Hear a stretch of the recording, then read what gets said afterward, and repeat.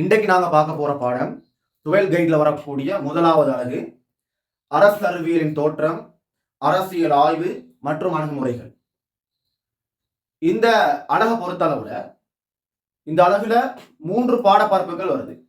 முதலாவது அரசறிவியலுடைய தோற்றம், இரண்டாவது அரசியல் ஆய்வு, மூன்றாவது அரசியல் அணுகுமுறைகள் அல்லது அரசறிவியல் அணுகுமுறைகள். இந்த 3 பாடப்பரப்புகள்ல இன்றைக்கு நாங்க பார்க்க போறது முதலாவது அரசறிவியலுடைய தோற்றம். இந்த பாடப்பரப்புல ஒரே ஒரு பாடம் தான் வரப்போகுது, அரசறிவியலை விளங்கிக் கொள்ள. அரசறிவியலை விளங்கிக் கொள்றன்னு சொன்னால் அரசறிவியல் ஒரு அறிமுகம் லேசா சொல்லலாம். இதைத்தான் நாங்க இனி பார்க்க போறோம்.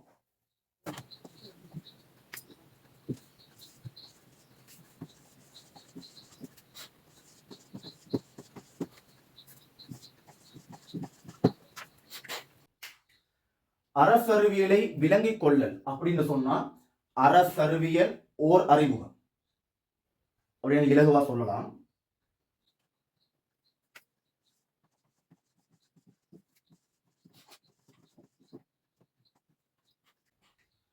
எனவே அரசறிவியலை விளங்கிக் கொள்ளல் என்ற பாடத்துல அல்லது அரசியல் ஒரு அறிமுகம் என்ற இந்த பாடத்துல நாம படிக்க வேண்டிய விஷயங்கள் என்னன்னு பார்த்தால், முதலாவது அரசறிவியலுடைய வரைவிலக்கணத்தை பார்க்கணும். அரசறிவியல் என்றால் என்ன? முதலாவது வரைவிலக்கணம்.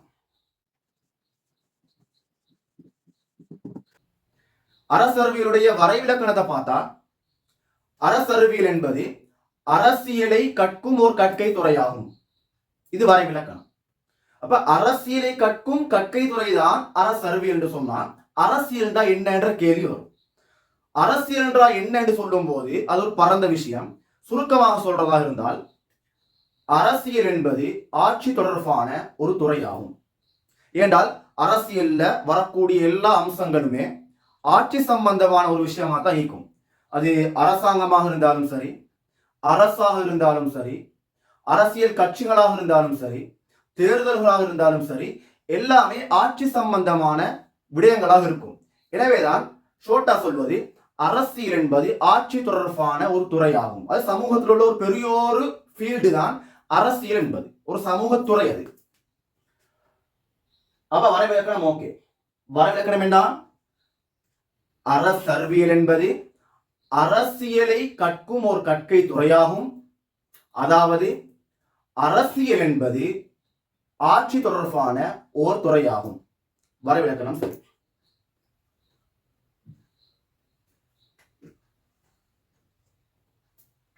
ரெண்டாவது நாங்க என்ன பார்ப்போம்னு சொன்னால், இந்த அரசறிவியல் இன்றைக்கு ஒரு பெரிய ஒரு கற்கை துறையாக இருக்குது.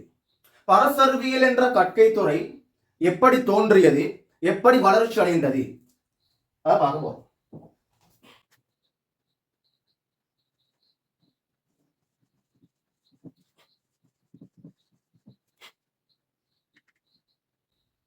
இந்த அரசறிவியலுடைய தோற்றத்தையும் வளர்ச்சியும் பொறுத்தளவுல நாம் முதலாவது சொல்லுவோம், கிறிஸ்துக்கு முன்னால் 4ஆம் நூற்றாண்டிலே கிரேக்கத்தின் எதென்ஸ் நகரிலே தோன்றியது.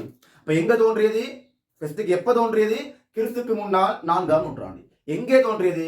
கிரேக்கத்தின் எதென்ஸ் நகரில் தோன்றியது. முதலாம் விஷயம். அப்ப இது எப்படி தோன்றியது?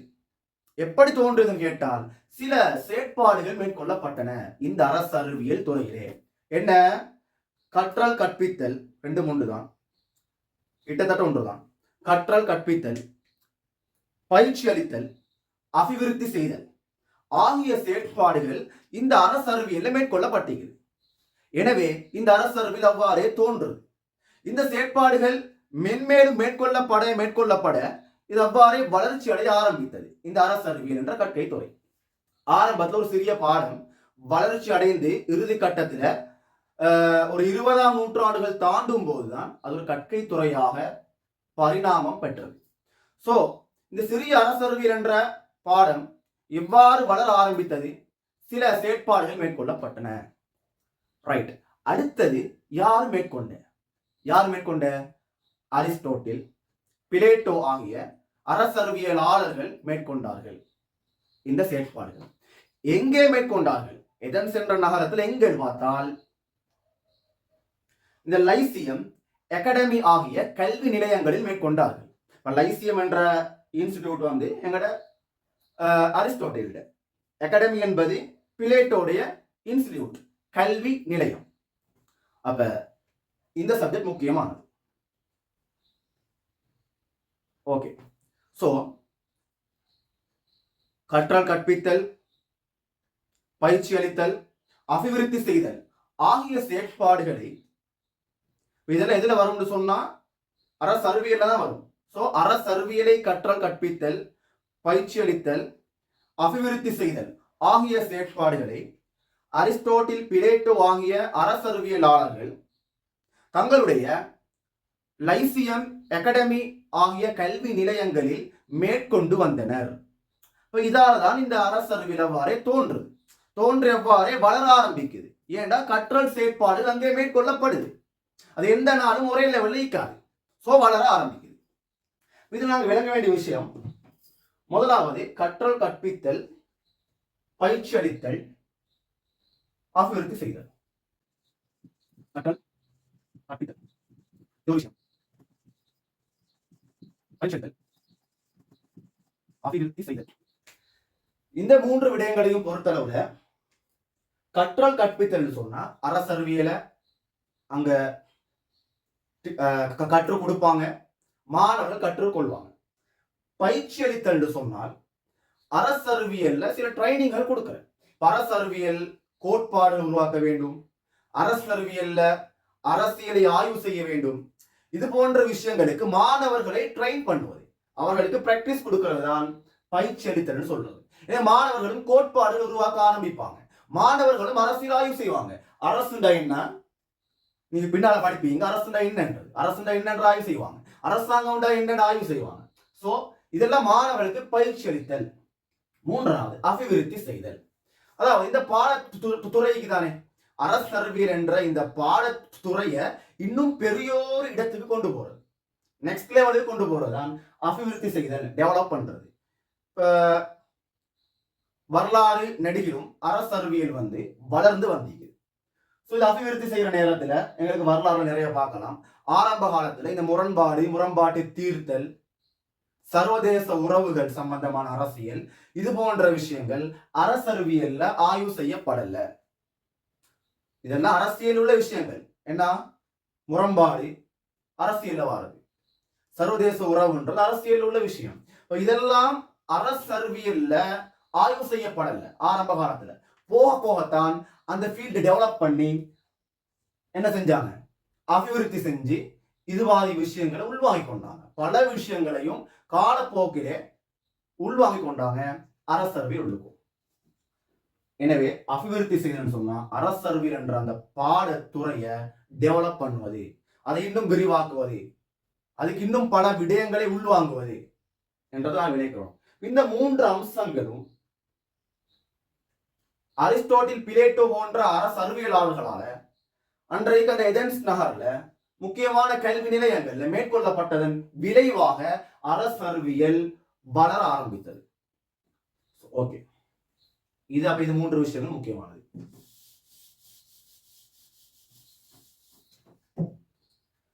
தோற்றமும் வளர்ச்சியும் சொல்ற நேரம் ஆரம்பத்துல பார்த்தோம் கிறிஸ்துக்கு முன்னால் 4ஆம் நூற்றாண்டு. கிறிஸ்துக்கு முன்னால் 4ஆம் நூற்றாண்டுன்னு சொல்ற நேரத்துல 25 நூற்றாண்டுகள் பழமை வாய்ந்தது அரசறிவியல். ஏன்னு சொன்னா இன்றைக்கு நாங்க கிறிஸ்துக்கு பின் 21வது நூற்றாண்டுல இருக்கிறோம், 2024. சோ 21 நூற்றாண்டுகள் முன்னால போய் இன்னும் 4 நூற்றாண்டுகள் முன்னால போகும். கிறிஸ்துக்கு பின்னால 21 நூற்றாண்டுகளுக்கும் முன்னால போய் கிறிஸ்துக்கு முன்னால உள்ள இன்னும் 4 நூற்றாண்டுகளுக்கு முன்னால போனாதான் அரசறிவியலுடைய தோற்றத்தை பார்க்கணும். சோ இப்ப கிறிஸ்துக்கு பின்னால் 21 நூற்றாண்டு, கிறிஸ்துக்கு முன்னால 4 நூற்றாண்டு, டோட்டலாக 25 நூற்றாண்டுகள், 25,000 வருடங்கள் பழமை வாய்ந்த ஒரு கற்கை துறை என்றதை நாங்க விளங்கிக்கொள்ளணும், எவ்வளவு பழமை வாய்ந்தது என்றது. சோ அப்ப 25 நூற்றாண்டுகள் எவ்வளவு தூரம் வளர்ச்சி அடைந்து வந்திருக்கும் என்றதை நாங்க யோசிக்கணும். ஆனா எங்களுடைய அட்வான்ஸ் லெவலுடைய பாடப்பரப்புக்கு, சிலபஸுக்கு அந்த முழுமையான வரலாறு தேவையில்லை. அந்த காலகட்டங்கள் ஒவ்வொரு நூற்றாண்டிலும் எவ்வாறு வளர்ச்சி அடைந்து வந்ததுன்றது அட்வான்ஸ் லெவலுக்கு தேவைப்படாது. ஸோ முதலாவதாக நாங்கள் விளங்கி போறது கிறிஸ்துக்கு முன் 4ஆம் நூற்றாண்டு தோற்றம் பெற்றது. வரலாற்று பாதையில இன்றைக்கு அது வந்திருக்கிறது. கிறிஸ்துக்கு பின்னால 21ஆம் நூற்றாண்டு வரைக்கும் வந்திருக்கு. தோற்றம் இங்க தோற்றம். அடுத்து நாங்க பார்ப்போம் எவ்வளவு வளர்ச்சி அடைஞ்சிருக்கின்றது. அடுத்தது பார்ப்போம். சரி, ஓகே. இந்த பாயிண்ட் நாங்க சுருக்கமா சொல்றோம்டா, தோற்றம் வளர்ச்சின்றதுல நாங்க முதலாவது சொல்ல வேண்டிய விஷயம், அரசனர்வியலானது கிறிஸ்துக்கு முன்னால் 4ஆம் நூற்றாண்டிலே கிரேக்கத்தின் எதென்ஸ் நகரிலே தோற்றம் பெற்றது. கற்றல் கற்பித்தல், அரசர்வியலை கற்றல் கற்பித்தல், பயிற்சி அளித்தல், அபிவிருத்தி செய்தல் ஆகிய செயற்பாடுகளை அரிஸ்டோட்டில், பிளேட்டோ போன்ற அரசர்வியலாளர்கள் லைசியம் அகாடமி போன்ற கல்வி நிலையங்களில் மேற்கொண்டு வந்தனர். தோன்றி வளர ஆரம்பிக்கின்றது விளங்குது. இது ஆரம்பிக்கிறது விளங்குது. இது 4ஆம் நூற்றாண்டு நடக்கிற விஷயம் உண்டு. அடுத்தது நாங்க என்ன சொல்லுவோம்னால், தற்போது அரசர்வியல் எப்படி இருக்குது? தற்போது சொன்னா 20ஆம் நூற்றாண்டு 21ஆம் நூற்றாண்டுகள்ல தான் என்ன எப்படி இருக்கின்றதை நாங்க பார்க்க போறோம். நாங்க 21ஆம் நூற்றாண்டு எங்களுக்கு இப்பயும் வச்சு பார்க்கலாம். தற்போது அரசர்வியலானது பாடசாலைகளிலும் பல்கலைக்கழகங்களிலும் கற்றுக் கொடுக்கப்படும் அளவுக்கு ஓர் கற்கை துறையாக வளர்ச்சி அடைந்துள்ளது. இன்றைக்கு 21ஆம் நூற்றாண்டு எப்படி ஸ்கூல்கள்லையும் யூனிவர்சிட்டிகள்லையும் ஒரு கற்கை துறையாக டிபார்ட்மெண்டாக, அதாவது டிபார்ட்மெண்ட் ஆஃப் பொலிட்டிக்கல் சயின்ஸ் பெரிய டிபார்ட்மெண்ட் யூனிவர்சிட்டிகள்ல.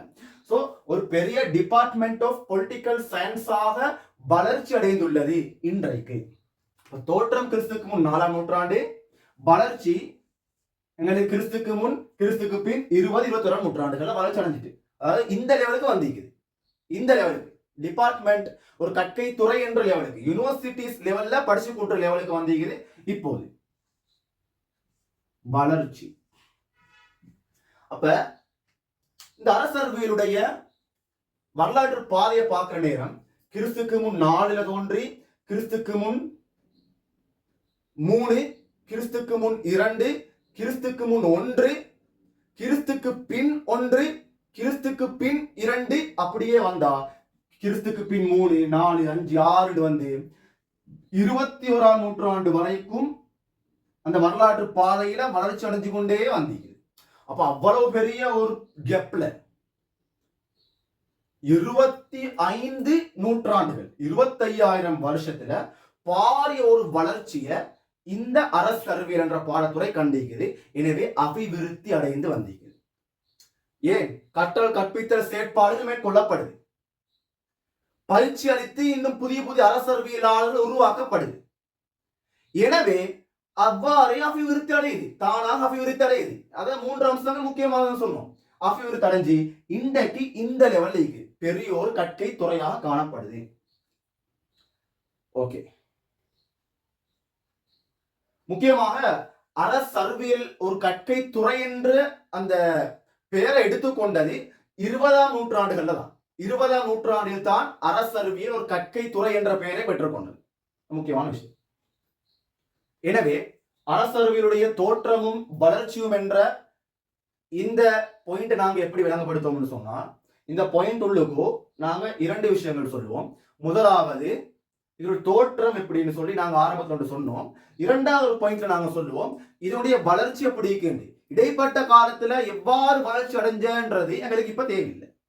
சோ 2வது பாயிண்ட்ல நாங்க சொல்லுவோம் எவ்வாறு வளர்ச்சி அடைஞ்சிருக்குதுன்னு சொன்னால், தற்போது அரசர்வியலானது பாடசாலைகளிலும் பல்கலைக்கழகங்களிலும் கற்றுக் கொடுக்கும் அளவுக்கு அல்லது கற்றுக் கொடுக்கப்படும் அளவுக்கு ஓர் கற்கை துறையாக வளர்ச்சி அடைந்துள்ளது. இதோட இது 2ஆம் பாயிண்ட் முடிச்சு. அடுத்தது 3வது பாயிண்ட், அரசர்வியலை கற்றல் என்பதில் பல்வேறு கருத்துக்கள் காணப்படுகின்றன. ஓகே, அரசர்வியலை கற்றல் அப்படின்னு சொன்னால் வெறுமனே கற்றுக்கொள்வது மட்டுமல்ல, படிக்கிறது மட்டுமல்ல, அது இன்னும் பல விஷயங்கள் உள்ளடங்கும் அப்படின்ற விஷயத்தை பார்க்க போறோம்.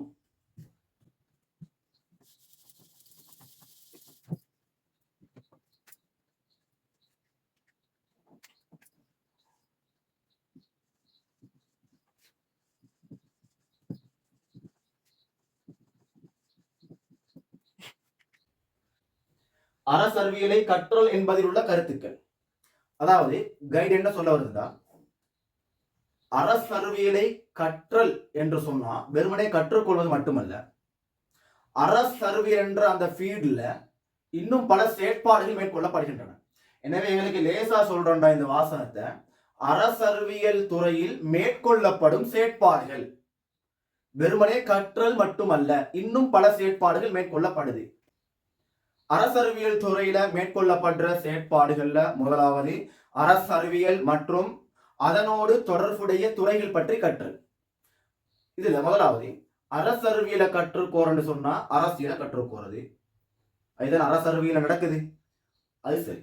அடுத்தது அதனோடு தொடர்புடைய துறைகள் பற்றி கற்றுக்கோறன்னு சொன்னால் அரசறிவியல் துறையை பொறுத்தளவுல வெறுமனே அரசறிவியல் துறையில உள்ள கோட்பாடுகள், அணுகுமுறைகள், ஆய்வுமுறைகள் மாத்திரம் அரசறிவியல் ஆய்வுக்கு பயன்படுத்தப்படுறல்ல, மாறாக ஏனைய துறைகளுடைய அரசறிவியலோடு சம்பந்தப்படக்கூடிய ஏனைய துறைகளுடைய ஆய்வுமுறைகள், கோட்பாடுகள் போன்ற விஷயங்களும் அரசறிவியல்ல பயன்படுத்தப்படும். உதாரணமாக விஞ்ஞான அணுகுமுறை அரசறிவியல்ல பயன்படுத்தப்படும்.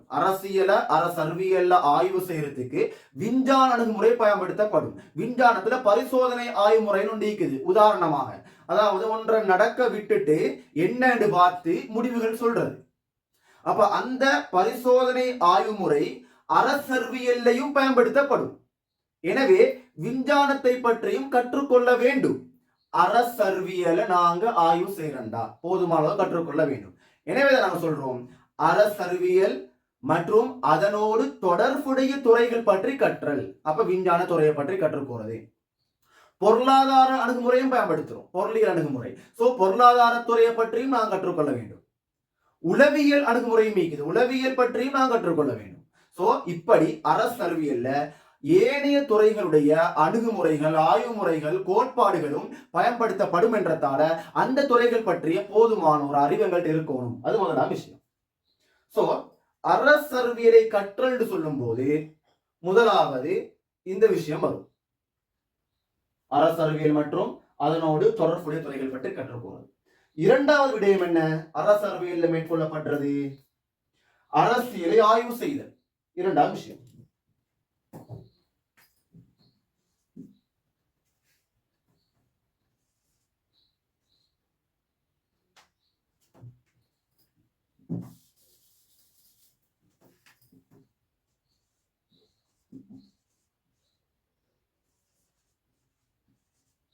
அரசியல் ஆய்வு செய்யும் போது அரசு என்ன, அரசியல் என்ன ஆய்வு செய்யப்படும்.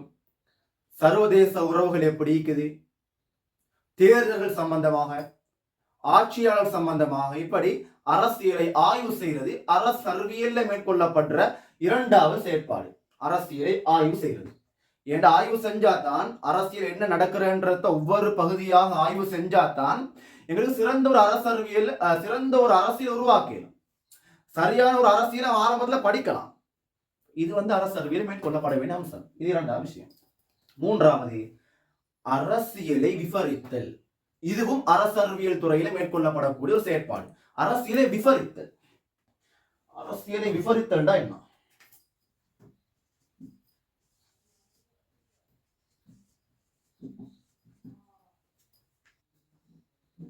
மூன்றாவது அரசியலை விவரித்தல்.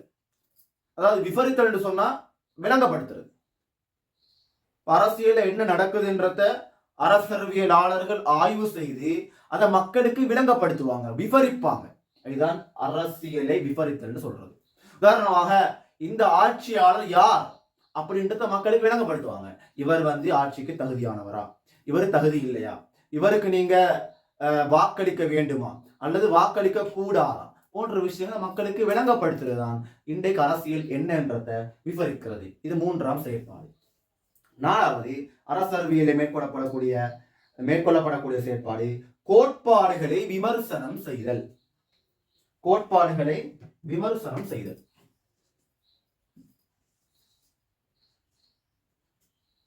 கோட்பாட்டு விமர்சனம்.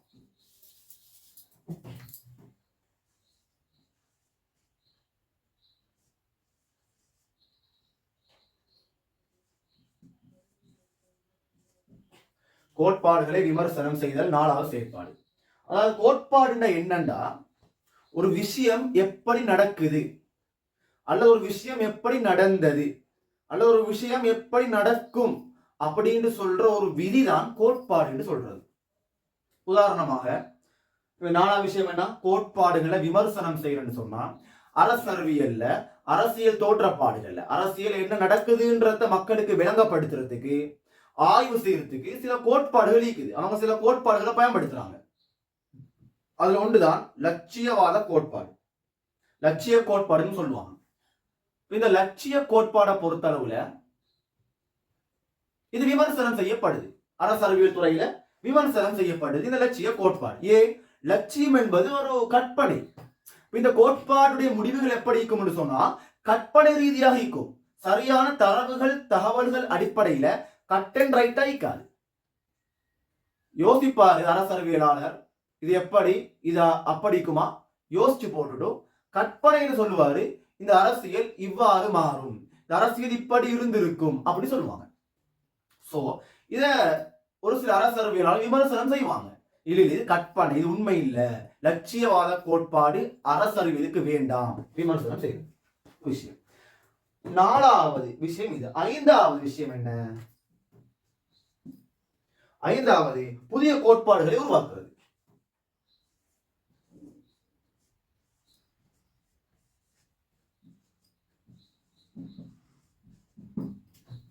புதிய கோட்பாடுகளை உருவாக்குவது அரசியல் துறையில் மேற்கொள்ளப்படக்கூடிய 5ஆம் செயற்பாடு. அது எப்படி? உதாரணமாக இன்றைக்கு விஞ்ஞான கோட்பாடு. அரசியல் துறையில் ஆரம்பத்தில் இருந்தது லட்சியவாத கோட்பாடு. 20ஆம் நூற்றாண்டுகள் ஆகும் போது விஞ்ஞான கோட்பாடு அரசியலில் உள்வாங்கப்பட்டது. இப்ப அரசியல் விஞ்ஞான கோட்பாடு முன்வைக்கப்படுது, புதிய கோட்பாடு உருவாக்கப்படுது.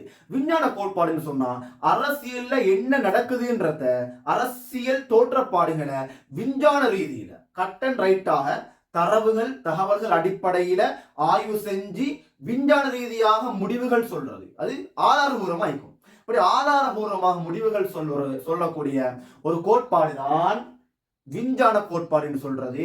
எனவே இது அரசியல்ல புதிதாக உருவாக்கப்பட்ட ஒரு கோட்பாடு. எனவே 5வது விஷயம் என்னன்னா, புதிய கோட்பாடு உருவாக்குறது. உதாரணம் விஞ்ஞான கோட்பாடு உருவாக்கப்பட்டிருக்குது. ஓகே. 6வது விஷயம் என்ன? கொள்கைகளை விமர்சனம் செய்தல். கொள்கைகளை விமர்சனம் செய்வது. 6வது விஷயம் கொள்கைகளை விமர்சனம் செய்வது. கோட்பாடுகள் இருப்பதை போன்று கொள்கைகள் நீக்குது அரசியல்ல. ஒவ்வொரு அரசாங்கத்துக்கும் கொள்கைகள் இருக்கு முக்கியமாக. அந்த கொள்கைகளை விமர்சனம் செய்வது ஒரு செயற்பாடு.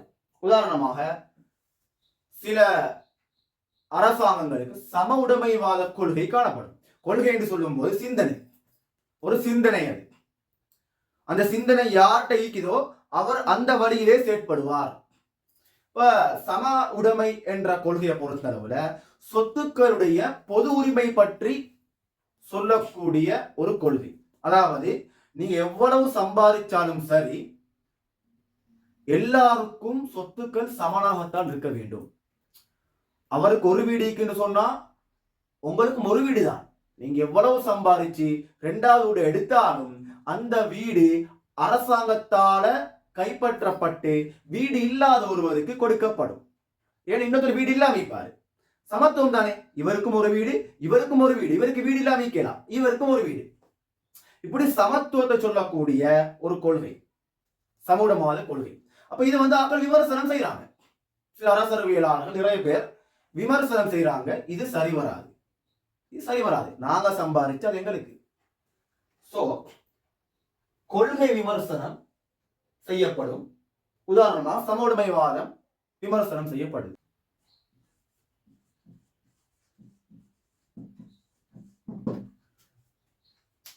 புதிய கொள்கை, புதிய கோட்பாடுகள் உருவாக்கப்படுற மாதிரி புதிய கொள்கைகள் உருவாக்கப்படும்.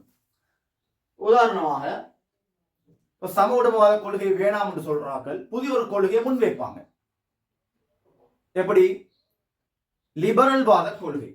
லிபரல்வாத கொள்கை என்னன்னா சொத்துக்களின் தனி உரிமை பற்றி சொல்லக்கூடிய ஒரு கொள்கை. நீ எவ்வளவு சம்பாதிச்சாலும் உனக்கு தான். அரசாங்கத்துக்கு அதை எடுத்து இன்னொருத்தரு கொடுக்க இயலான்னு சொல்லக்கூடிய கொள்கை லிபரல்வாத கொள்கை. தனியார் சுதந்திரம், சுதந்திரம் மிக உங்களுக்கு எவ்வளவு சம்பாதிக்கலாம், நீங்க 2 ஊர்ல 10 ஊடு எடுத்தாலும் அது உங்களுக்கு தான். சோ கொள்கை உருவாக்கம், இப்படிப்பட்ட ஒரு கொள்கையை உருவாக்குறது. உதாரணம் லிபரல்வாத கொள்கை உருவாக்கப்பட்டீங்க அப்படிதான் அரசர்வியல்ல. சோ இந்த 7 விஷயங்களும், இந்த 7 செயற்பாடுகளும் அரசறிவியல் என்ற கற்கை துறையில மேற்கொள்ளப்படக்கூடிய செயற்பாடுகள். என்ன? அரசியலை வெறுமனே கற்றுக்கொள்வது மாத்திரமல்ல, அரசியல் ஆய்வு செய்யப்படும். முதலாவது அரசியல் கற்றுக்கோறது, அரசறிவியல் கற்றுக்கோறது 2 ஒன்று தான். சரியா? சோ அரசியலை கற்றுக்கோறது, அரசியலை ஆய்வு செய்யறது, அரசியலை விவரிப்பது, இருக்கின்ற கோட்பாடுகளை விமர்சனம் செய்யறது, புதிய கோட்பாடுகளை உருவாக்குறது, இருக்கிற கொள்கைகளை விமர்சனம் செய்யறது, புதிய கொள்கைகளை உருவாக்குறது, இது போன்ற 7 அம்சங்களும் அரசறிவியல் துறையில மேற்கொள்ளப்படக்கூடிய முக்கியமான செயற்பாடுகள். இன்னும் பல உண்டு முக்கியமான செயற்பாடுகள். சோ என்ன விஷயம் என்றால், அரசறிவியலை கற்றல் என்பதுல பல்வேறு கருத்துக்கள் இருக்குது.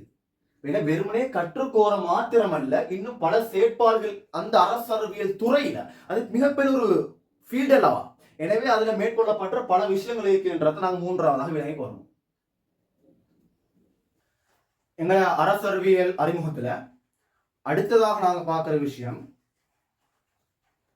தலைப்பு தான். அரசறிவியல் என்றால் என்ன என்பதை விளங்கிக் கொள்வதில் பிரதான சில விடயங்கள் காணப்படுகின்றன. நாங்க அரசறிவியலை விளங்கிக் கோர நோக்கம் பெரிய ஆய்வு ஒன்று மிக நடக்கல. சோ அரசறிவியல் என்ன நாங்க இந்த அறிமுகத்துல விளங்குற நேரம் சில விஷயங்கள் இது எங்களுக்கு உதவியாக இருக்கும். அதை நாங்க பார்க்க போறோம்.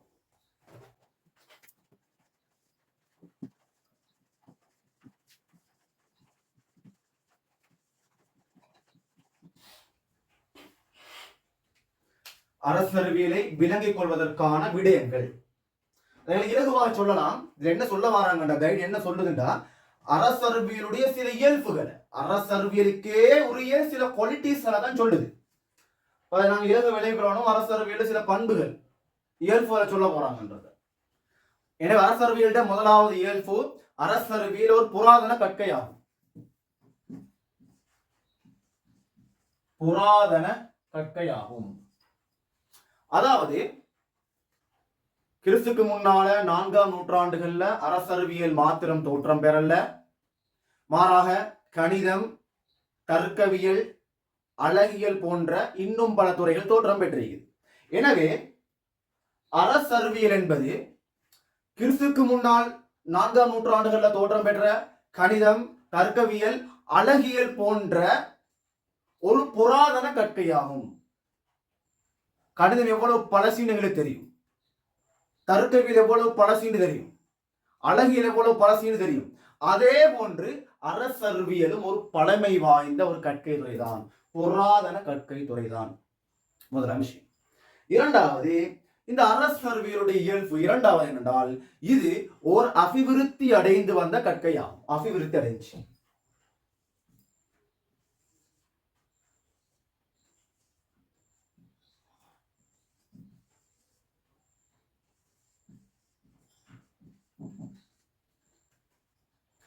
அரசறிவியல் அபிவிருத்தி அடைந்த ஒரு கற்கை துறையாகும் என்று சொல்ற நேரம் மிக முக்கியமான 3 விஷயங்கள் அபிவிருத்தி அடைஞ்சு வந்திருக்குது.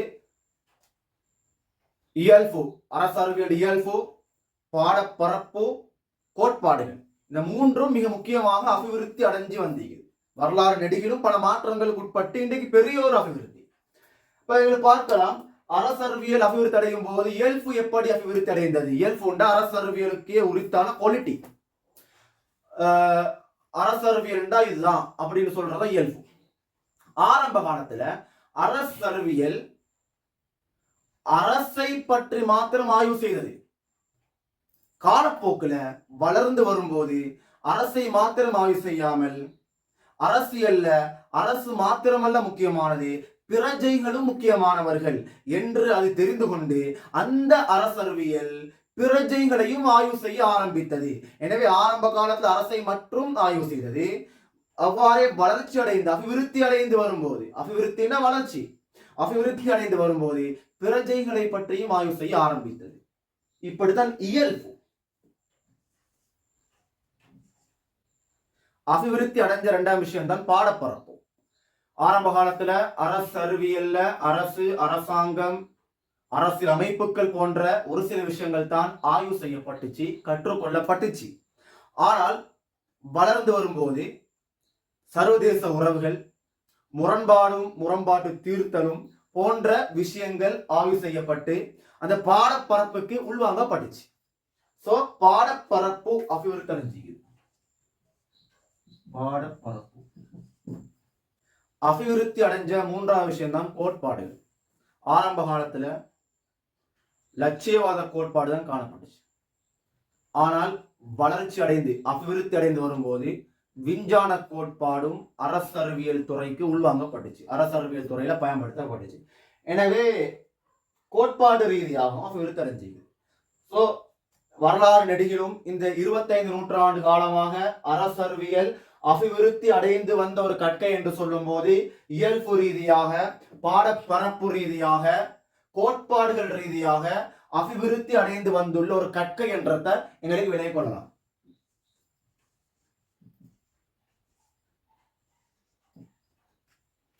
எனவே இரண்டாவது இயல்பு அபிவிருத்தி அடைந்த ஒரு கற்கையா. இப்ப அபிவிருத்தி அடைஞ்சிக்கு. அரசறிவியலுடைய மூன்றாவது இயல்பு என்னன்னா பன்மைத்துவம்.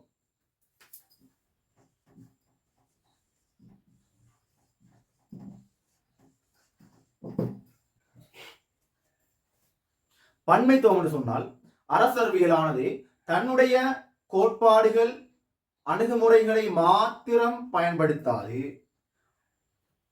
ஏனைய துறைகளுடைய கோட்பாடுகள் மற்றும் அணுகுமுறைகளையும் பயன்படுத்தி கொள்ளும்.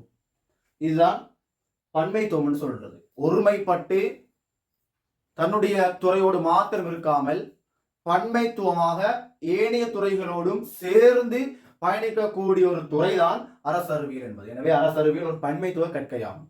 அரசறிவியல்ல நம்ம பார்த்தோம், விஞ்ஞான துறையில பயன்படுத்தக்கூடிய அணுகுமுறைகள் பயன்படுத்தப்படுது. எனவே அரசறிவியல் ஒரு பன்மைத்துவ கற்கை துறை. அரசறிவியல்ல பொருளியல் துறையில பயன்படுத்தக்கூடிய அணுகுமுறைகள் பயன்படுத்தப்படுது. எனவே அரசறிவியலோ பன்மைத்துவ கற்கை துறை ஆகும். எனவே இதுதான் எங்கட 4வது பாயிண்ட். அரசறிவியலை விளங்கிக் கொள்றதுக்கு சில விஷயங்கள் இருக்குது. அந்த விடயங்கள் 3ஐயும் நாங்கள் பார்த்திருக்கிறோம். அதாவது அரசறிவியலுடைய இயல்புகள், அரசறிவியல் புராதன கற்கை, அரசறிவியல் அபிவிருத்தி அடைந்து வந்த ஒரு கற்கை. அதுல 3 விஷயங்கள் அபிவிருத்தி அடைஞ்சிருக்குது. முக்கியமாக 3வது அரசறிவியல் பன்மைத்துவ கற்கை ஆகும் என்றதை நான் பார்க்கிறோம். இதோட அரசியலை விளங்கிக் கொள்ளுதல், அதாவது அரசியல் ஓர் அறிமுகம் என்ற இந்த பாடம் முடியுது. இந்த பாடத்தை நாங்க 4 தலைப்புகள்ல பார்த்திருக்கிறோம். இறுதியாக அரசறிவியல் ஓர் அறிமுகம் என்ற இந்த பாடத்தில சுருக்கம் என்னன்னு சொன்னால், முதலாவது ஒரு வரைவிலக்கணம் பார்த்தோம். அரசறிவியல் என்பது அரசியலை கற்கும் ஒரு கற்கை துறையாகும். அரசியல் என்பது ஆட்சி தொடர்பான ஓர் துறையாகும். வரைவிலக்கணம் சரி. இரண்டாவது தோற்றமும் வளர்ச்சியும். அரசறிவியலுடைய தோற்றமும் வளர்ச்சியும். அரசறிவியலானது கிறிஸ்துக்கு முன்னால் 4ஆம் நூற்றாண்டிலே கிரேக்கத்தின் எதென்ஸ் நகரிலே தோன்றியது.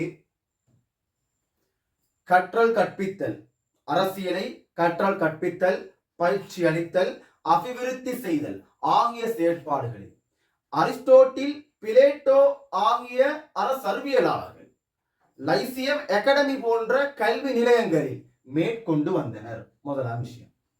அடுத்தது வளர்ச்சி.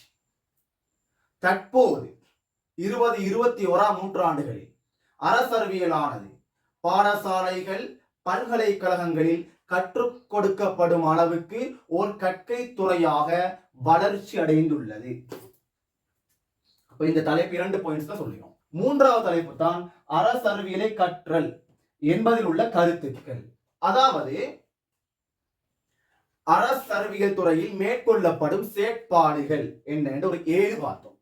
முதலாவது அரசறிவியல் மற்றும் அதனோடு தொடர்புடைய துறைகள் பற்றி கற்றல், அரசியலை ஆய்வு செய்தல், அரசியலை விவரித்தல், இருக்கின்ற கோட்பாடுகளை விமர்சனம் செய்தல், புதிய கோட்பாடுகளை உருவாக்குதல், இருக்கின்ற கொள்கைகளை விமர்சனம் செய்தல், புதிய கொள்கைகளை உருவாக்குதல். இந்த 7 விஷயங்களும் இந்த அரசறிவியலை கற்றல் என்றால் என்னன்றதுக்கான விளக்கம், அரசறிவியல் துறையில மேற்கொள்ளப்படுற விஷயங்கள், செயற்பாடுகள். ஓகே, அது சரி.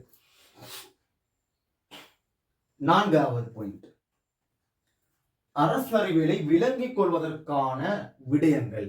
அதாவது அரசறிவியல் துறையுடைய இயல்புகள் 3 இருக்குது. முதலாவதாக, அரசறிவியல் ஒரு புராதன கற்கையாகும். 2வது, அரசறிவியல் அபிவிருத்தி அடைந்து வந்த கற்கையாகும். 3வது, அரசறிவியல் ஓர் பன்மைத்துவ கற்கையாகும். இந்த 3 விஷயங்களையும் நாம பார்த்து இயல்புகளை விளக்குறோம்.